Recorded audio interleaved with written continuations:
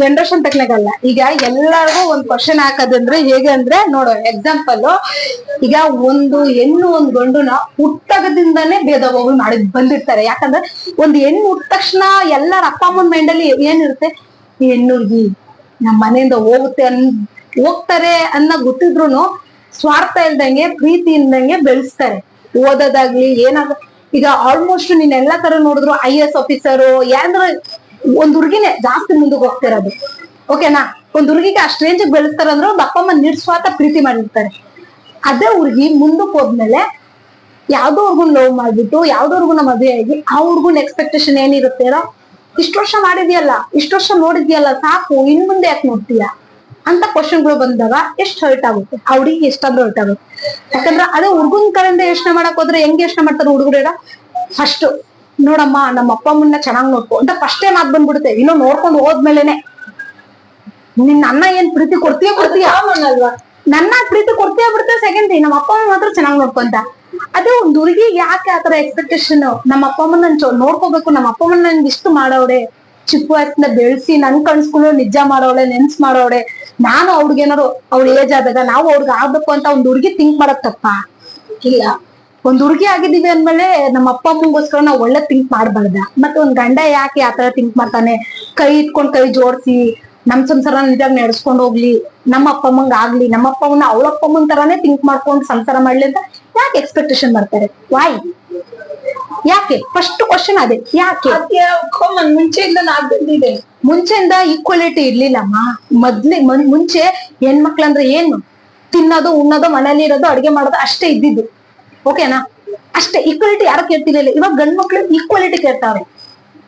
ಅರ್ಧ ಮನೆಯಲ್ಲಿ ಒಂದು ಅಡ್ಗೆ ಮಾಡೋದ್ರಿಂದ ಹಿಡಿದು ಪಾತ್ರೆ ತೊಳೆಯೋದ್ರಿಂದ ಬಟ್ಟೆ ತೊಳೆಯೋದ್ರಿಂದ ಮಗು ಸಾಕಿ ಅದನ್ನ ಓದಿಸಿ ಒಂದ್ ರೇಂಜ್ ತರ್ಸೋದ್ರಿಂದ ಹಿಡಿದು ಗಂಡನ್ ದುಡ್ಡು ತರದ್ನ ಸಂಪಾದನೆ ಮಾಡೋದ್ ಶಾರ್ಟೇಜ್ ಆದ್ರೆ ಒಂದ್ ಹುಡುಗಿ ಆಚೆ ಹೋಗಿ ದುಡ್ದು ಗಂಡನ್ಗೆ ಹೆಲ್ಪ್ ಮಾಡೋಷ್ಟು ಬೆಳ್ದವ್ರ ಅಂದ್ಮೇಲೆ ಅದು ಯಾಕೆ?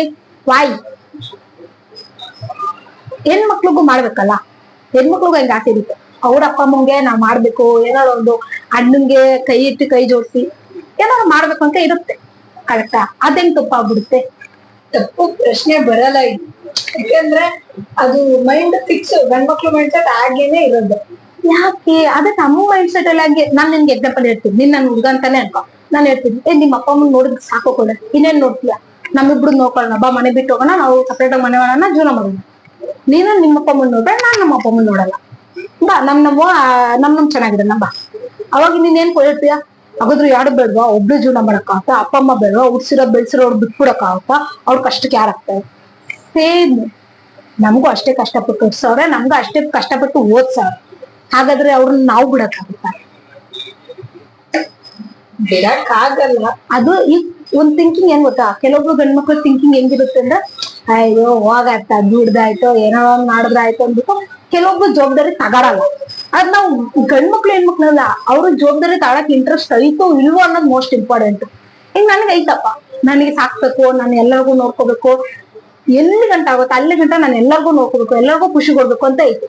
ಆ ಖುಷಿದಲ್ಲಿ ಬೇಡ ನೀನ್ ಮಾಡ್ಬೇಡ, ನಾನ್ ಪರ್ಮಿಷನ್ ತಗೋಬೇಕು, ನೀನ್ ಕೆಲ್ಸಕ್ಕೆ ಹೋಗ್ಬೇಕು ಅಂದ್ರೆ, ಯಾರನ್ನು ಬಿಟ್ಕೋಬೇಕಂದ್ರೆ ನಾನು ಪರ್ಮಿಷನ್ ತಗೋಬೇಕು ಅಂದ್ರೆ ಅದು ತಪ್ಪು.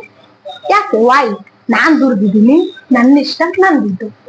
ನೆನ್ನೆ ಮೊನ್ನೆ ಬಂದಿರೋ ತಾಲಿ ಕಟ್ಟಿರೋದ್ರ ನಾನ್ ಏನಕ್ಕೆ ಅವ್ನ ಮಾತ್ ಕೇಳಿ, ಅವ್ನ್ ನನ್ ಮಾತ್ ಕೇಳ್ತಾನ? ನಾನ್ ಅವ್ರ ಅಪ್ಪ ಅಮ್ಮನ್ ನೋಡ್ಬೇಡ ಅಂದ್ರೆ ನನ್ ತಪ್ಪಾಗುತ್ತೆ. 100 ಜನ ಕೂಡ್ಸಿದ್ರು ಅದು ತಪ್ಪಾಗುತ್ತೆ. ನಮ್ಮಪ್ಪ ಅಮ್ಮನ್ನ ನೋಡ್ಕೋಬೇಡ ಅಂತ ಅವನಂದಾಗ ಆ 100 ಜನನ ಸೇರಿ ಹೇಳ್ಬೇಕು, ಹೌದಪ್ಪ ನಿಂದು ತಪ್ಪು, ಅವ್ರ ತಂದೆ ತಾಯಿನೂ ಅವ್ರು ನೋಡ್ಕೊಳಕ್ ರೈಟ್ಸ್ ಐತೆ ಅಂತ ಹೇಳ್ಬೇಕು. ಆ ಹೇಳೋ ಗಂಟ ನಾನ್ ಹಿಂಗೆ. ಎಲ್ಲರೂ ಏನ್ ಮಾಡಿದ್ರು ನನಗ್ ಬೇಡ, ಎಲ್ಲರೂ ಕಕ್ಕ ತಿಂತಾರೆ ಅಂತ ನಾನು ತಿನ್ನಕ್ಕಾಗಲ್ಲ. ನಂದು ಒಂದ್ ಸ್ವಂತ ಒಪಿನಿಯನ್ ಇದೆ.